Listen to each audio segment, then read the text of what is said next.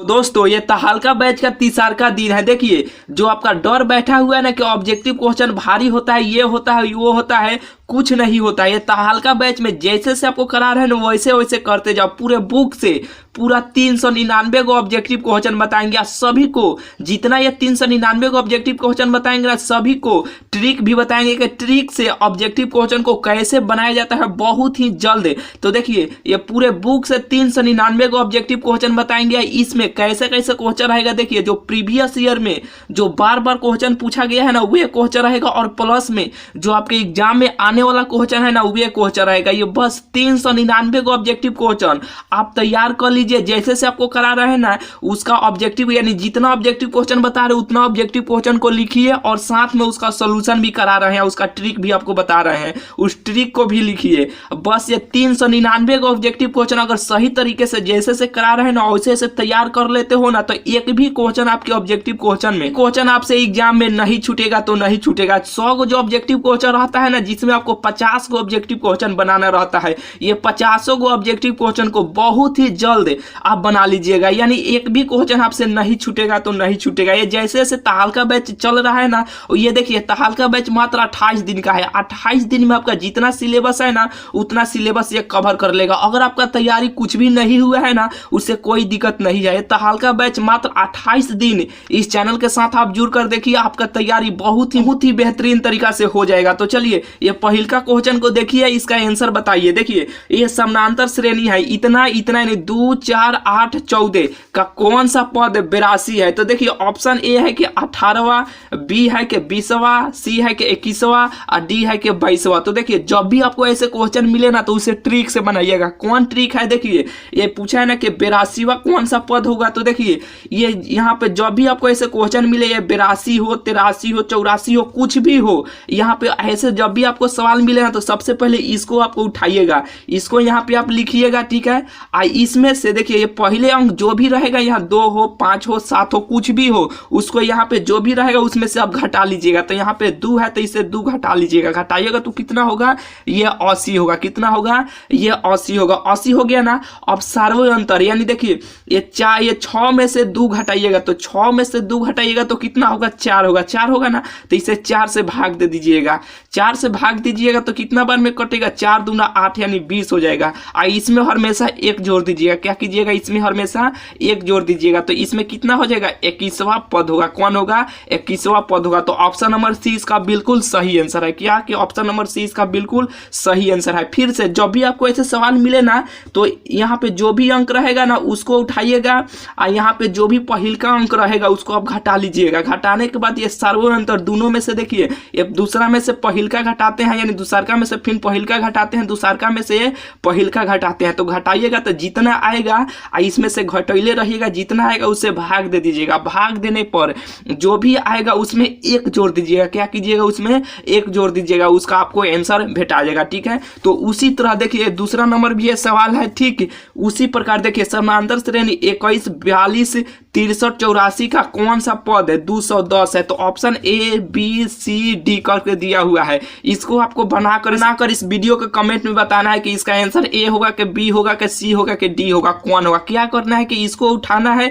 और इसमें से पहले घटा लेना है। 210 में से 21 घटा लीजिएगा और इसमें से दोनों में से अंतर कीजिएगा, जितना भी आएगा उतना से भाग दे दीजिएगा। देने पर जो भी अंक आएगा उसमें 1 जोड़ दीजिएगा। फाइनली आपका इसी में से कोई ना कोई आंसर आ जाएगा। जब भी आपको ऐसे सवाल मिले तो जो ट्रिक बताएं उसी ट्रिक से बनाइएगा। बहुत ही जल्दी ऐसे सवालों को आप बना लीजिएगा, ठीक है। तो चलिए दूसरा नंबर क्वेश्चन की ओर चलते हैं। देखिए दूसरा नंबर क्वेश्चन है कि 5 10 38 डिग्री कॉट 52 डिग्री का मान कौन होगा। ए में है कि 5, बी में है 1, सी में है 90 डिग्री और डी में है कि 4, कौन होगा। तो देखिए जब भी आपको ऐसे सवाल मिले ना ऐसे क्वेश्चन हमेशा आपके एग्जाम में पूछा ही जाता है। तो देखिए ऊपर और नीचे दोनों को जोड़ने पर अगर 90 डिग्री पूछ जाए ना तो उसका आंसर हमेशा 1 होगा। और यहाँ पे देखिएगा एक कंडीशन है कि 10 cot sec cos sine cos यानी दोनों को उल्टा होना चाहिए। 10 है तो 10 का उल्टा कॉट होता है, साइन का उल्टा कॉस होता है, सेक का उल्टा कॉस होता है। यानी साइन का उल्टा कॉसेक होता है और सेक का उल्टा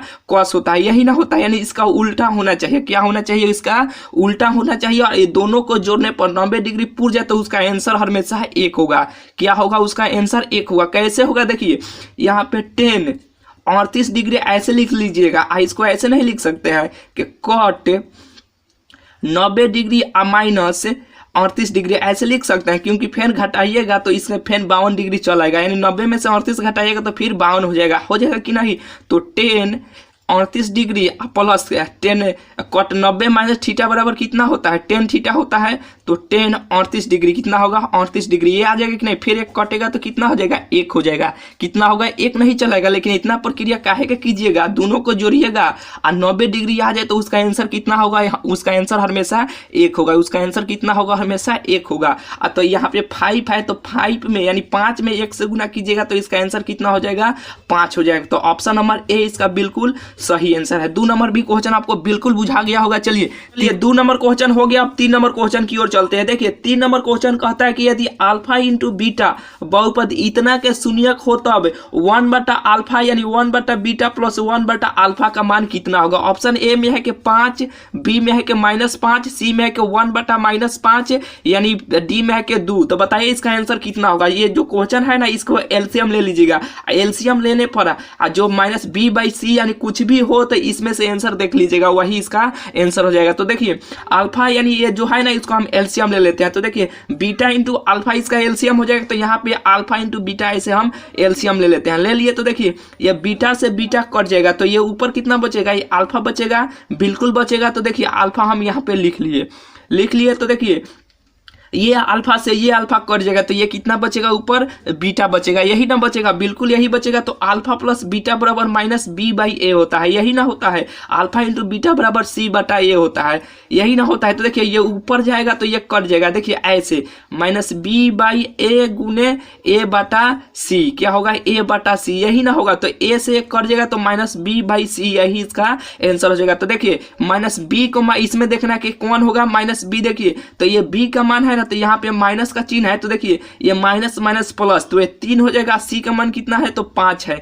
कितना है सी का मान, तो 5 है। तो इसका आंसर 3/5 आंसर हो जाएगा। ठीक है, तो इसमें कोई आंसर नहीं दिया गया है, इसका आंसर कितना होगा, 3/5 होगा। बुझा गया। यानी जब भी आपको ऐसे क्वेश्चन मिले ना, तो इसका एलसीएम ले लीजिएगा। क्या कीजिएगा, इसका एलसीएम ले लीजिएगा। तो देखिए इसको आंसर यहाँ पे बना लीजिए 3/5, यही इसका आंसर हो जाएगा। ठीक है, बुझा गया आपको, बिल्कुल बुझा गया होगा। चलिए जब भी आपको ऐसे क्वेश्चन मिले तो ऐसे ही कीजिएगा। चलिए चौथा नंबर क्वेश्चन देखिए, यानी 4 नंबर क्वेश्चन देखिए, इसका आंसर कमेंट में जल्द आप लिखिए। देखिए बहुपद इतना का घात कितना होगा। तो देखिए ये घात और कोटि हमेशा पूछा ही जाता है। तो देखिएगा इस पर जितना सबसे ज्यादा पावर रहेगा वही इसका क्या होगा, घात होगा। तो कितना है, तो 3। तो ऑप्शन नंबर ए इसका बिल्कुल सही आंसर है। बुझा गया होगा आपको, बिल्कुल बुझा गया होगा। चलिए 5वां नंबर क्वेश्चन देखिए, इसका आंसर बताइएगा किस यानी 4 - 3 किस चतुर्थांश में स्थिर है। तो आपको ये बहुत अच्छे तरीके से मालूम होगा कि ये x है, ये x डैश है, ये y है, ये y डैश है, यही ना है, बिल्कुल यही है। तो देखिए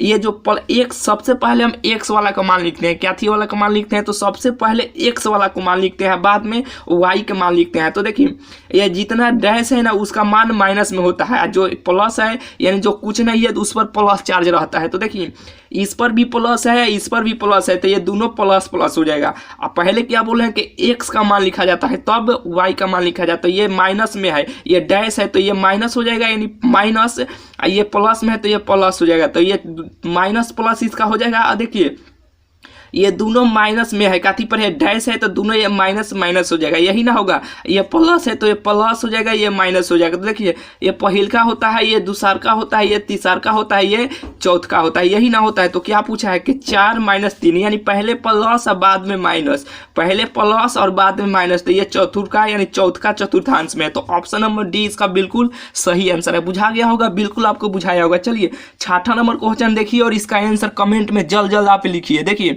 ये जो तहलका बैच है ना, इस तहलका बैच को आप 28 दिन इस चैनल के साथ जुड़ कर देखिए, आपका स्कोर बहुत ही हाई हो जाएगा। तो देखिए ये बिंदु इतना यानी -5 और 7 और इतना के बीच की दूरी कितना होगा। तो देखिए दूरी सूत्र लगा लीजिएगा कि रूट अंडर क्या होता है कि x2 - x1, यही ना होता है। x2 - x1 का होल स्क्वायर रूट में होता है प्लस, और y2 माइनस y1 का होल स्क्वायर, यही ना होता है, बिल्कुल यही होता है। इसी सूत्र पर इसका मान रख लीजिएगा। देखिए ये x2 का मान है, ये y2 का मान है, ये x2 का मान है, ये y2 का मान है, यही ना है। इसको सूत्र पर ये रख लीजिएगा, इसका आंसर बिल्कुल आपको आ जाएगा। ठीक है, इसका कमेंट में आपको आंसर बताना है कि कौन होगा, ए होगा कि बी होगा कि सी होगा कि डी होगा। ठीक है, इसको आपको कमेंट में बताना है जरूर कि इसका आंसर कौन होगा। ठीक है, तो चलिए 6वां नंबर क्वेश्चन हो गया। 7वां नंबर क्वेश्चन की ओर चलते हैं। देखिए 7वां नंबर जो क्वेश्चन है कि कार्तीय तल में स्थित किसी बिंदु के इतना और इतना के कोटि का मान बताइए। देखिए कोटि और भुज हमेशा पूछता है। देखिए वहां पे क्या बोले कि घात हमेशा पूछता है, घात और कोटि, यहाँ पर भी पूछता है कि भुज बताइए और इसका कोटि बताइए। तो देखिए कोटि जब भी पूछेगा ना तो ये दूसरका नंबर वाले होगा। कौन होगा? दूसरका नंबर वाले होगा। और घात जब भी पूछेगा तो ये पहिलका वाला होगा। ठीक है, तो कोटि पूछा है तो ऑप्शन नंबर -4 इसका आंसर बिल्कुल सही हो जाएगा। ठीक है, तो 7 का ऑप्शन नंबर ए इसका बिल्कुल सही आंसर है। ठीक है, अब देखिए 8वां नंबर क्वेश्चन देखिए कि सेक स्क्वायर -1 का मान कितना होता है। सेक स्क्वायर 1 का मान होता है 10 स्क्वायर थीटा। कितना होता है कि 10 स्क्वायर थीटा बराबर सेक स्क्वायर थीटा -1, यही ना होता है, बिल्कुल यही होता है। तो ऑप्शन नंबर सी इसका बिल्कुल सही आंसर है। ठीक है, तो 8 का ऑप्शन नंबर सी इसका बिल्कुल सही आंसर है। ठीक है, तो चलिए 9वें नंबर क्वेश्चन की ओर चलते हैं। तो देखिए 9वां नंबर जो क्वेश्चन है ना कि 9 sec square theta -10 square theta का मान कितना होगा। तो देखिए इसमें से 9 कॉमन ले लीजिएगा तो sec square theta -10 square theta बराबर ये सूत्र पर हो जाता है, ये सूत्र होता है। तो sec square theta -10 square theta बराबर कितना होता है? 1 होता है। जैसे कि 9 कॉमन लीजिएगा तो इतना ना बचेगा, सेक स्क्वायर थीटा अब -10 स्क्वायर थीटा, यही ना बचेगा, बिल्कुल यही बचेगा, क्योंकि फिर से 9 से गुना कीजिएगा तो उसी फॉर्म में यहाँ पे चलाएगा। तो सेक स्क्वायर थीटा अब -10 स्क्वायर थीटा बराबर कितना होता है? तो 1 होता है, यही ना होता है, 1 होता है।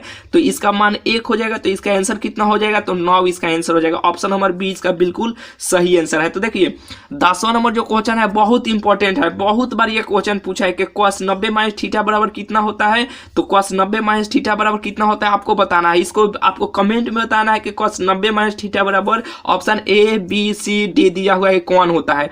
बिल्कुल जितना आपको क्वेश्चन बोल रहे हैं कि आपको कमेंट में बताना है, तो बिल्कुल आपको कमेंट में बताना है सारा को, यानी जौन जौन स्टूडेंट बताएगा उनका सभी को हम आंसर देखेंगे कौन स्टूडेंट सही बताए हैं। ठीक है, तो 10 नंबर का आंसर आपको बिल्कुल कमेंट में बताना है। ठीक है, अब चलिए 10 नंबर क्वेश्चन हो गया। 11 नंबर क्वेश्चन देखिए ये क्वेश्चन 5 cot थीटा बराबर 3 दिया है, तो इतना का मान पूछा है। तो देखिए ये गुना में है, काथी में यहाँ पे ये गुना में है, इधर आएगा तो भाग में चलाएगा, बिल्कुल आ जाएगा। तो cot थीटा बराबर 3 है, ये गुना में है तो इधर आएगा तो भाग में आ जाएगा। कितना होगा? ये भाग में आ जाएगा। तो देखिए cot थीटा बराबर क्या होता है? देखिए tan थीटा बराबर p बटा b होता है। तो cot थीटा बराबर कितना होगा? b बटा p होगा। कितना होगा? b बटा p होगा। तो ये 3 हो जाएगा, ये 5 हो गया, यानी b का मान ये देखिए 3 हो जाएगा, p का मान 5 हो जाएगा, यही ना होगा, बिल्कुल यही होगा। तो देखिए आपको ऐसे त्रिभुज बना लेना है। क्या करना है? ऐसे त्रिभुज बना लेना है a b c। तो देखिए यहाँ पे p का मान 5 है, कौन है? p का मान 5 है और b का मान 3 है। तो इसका मान आपको निकाल लेना है। निकाल कर देखिए यहाँ पे 5, ये साइन थीटा बराबर कितना होता है? p बटा h होता है। तो देखिए इसमें p का मान ये हो जाएगा, h का मान यहाँ पे जो भी आएगा उसको यहाँ पे आपको रख लेना है। -3 cos थीटा बराबर कितना होता है? b बटा h होता है। कितना होता है? b बटा h होता है। तो b के मान आपको यहाँ पे रख लेना है और यहाँ पे h का मान आपको यहाँ पे जो भी आएगा, देखिए ये काला नहीं है, जो भी h का मान आएगा यहाँ पे आपको रख लेना है। नीचे इसी तरह करके आपको हल कर लेना है। ठीक है, बिल्कुल आपसे बन जाएगा, बिल्कुल आपसे बन जाएगा। ठीक है, तो 11 नंबर क्वेश्चन का ऑप्शन नंबर आपको a b c d करके दिया हुआ है, आपको बताना है कमेंट में कि इसका आंसर कौन होगा। ठीक है, जैसे बता रहे हैं और वैसे ही सॉल्व कीजिएगा, बहुत ही आसान तरीका से बना लीजिएगा। ठीक है, चलिए 10 नंबर हो गया, 11 नंबर क्वेश्चन हो गया। 12 नंबर क्वेश्चन को देखिए, इसका आंसर कमेंट में लिखिए। देखिए यदि क्या है कि अर्धवृत्त का कोण क्या होता है। तो देखिए पूरा वृत्त होता है तो ये पूरा 360 डिग्री बनाता है। कितना बनाता है? पूरा 360 डिग्री बनाता है। ये अर्धवृत्त पूछा है, यानी आधा पूछा है। तो 360 को आधा कीजिएगा तो कितना होगा? 180 डिग्री होगा, यही ना होगा। तो ऑप्शन नंबर बी इसका बिल्कुल सही आंसर है, यानी 12 का ऑप्शन नंबर बी इसका बिल्कुल सही आंसर है। ठीक है, बिल्कुल आपको बुझा गया होगा। चलिए 13 नंबर क्वेश्चन है कि यदि निश्चित घटना की परिकता होती है, तो निश्चित घटना की परिकता 1 होता है और निश्चित घटना की परिकता 0 होता है। ठीक है, तो निश्चित घटना की परिकता कितना होता है? तो 1 होता है। इसका आंसर कितना हो जाएगा? 1 हो जाएगा। चलिए ये 14 नंबर क्वेश्चन है कि एक सिक्के को एक बार उछालने पर चित आने की परिकता कितना होगा। तो देखिए ये चित आने के, एक सिक्का को उस पर हेड होता है, तेल होता है, दुगुना होता है। तो ये एक सिक्कों को एक बार उछालने पर, एक बार इसे फेंकने पर इसको चित आने का, यानी देखिए इसमें हेड होता है, तेल होता है, दुगो यही ना होता है। तो 1/2 इसका डायरेक्ट आंसर आप समझ लीजिए, इसका आंसर कितना होगा, तो 1/2 होगा। तो ऑप्शन नंबर सी इसका बिल्कुल सही आंसर है। ठीक है, बुझा गया। जैसे आपको बना रहे हैं ना वैसी तरह आपको फटाक आपको एक ऑब्जेक्टिव क्वेश्चन का आंसर आपको जो भी हो, जब भी आपका एग्जाम होगा तो वैसे ही बनाना है। ठीक है, चलिए 14 नंबर क्वेश्चन हो गया। 15 नंबर क्वेश्चन देखिए और इसका आंसर कमेंट में जल्द आप लिखिए। देखिए 15 नंबर क्वेश्चन है कि रूट 10 गुने रूट 15 इसका आंसर कितना होगा। तो देखिए 10 को ऐसे लिख सकते हैं, जैसे कि ये पूरा रूट में है तो रूट को ऐसे लिख सकते हैं, जैसे कि 10 को ऐसे 5 गुने 2 हम लिख सकते हैं, बिल्कुल लिख सकते हैं। ये 15 को ऐसे रूटे में हम ऐसे लिख सकते हैं, 5 गुने गुना में रहेगा 5 3 यानी 15 ऐसे लिख सकते हैं। तो देखिए ये जब दो को एक जैसन मिल जाता है तो एक बाहर आ जाता है कि नहीं, बिल्कुल आ जाता है। तो एक बाहर आ जाएगा तो ये 5 बाहर आ जाएगा, क्योंकि 5 5 25 कीजिएगा तो 25 का वर्गमूल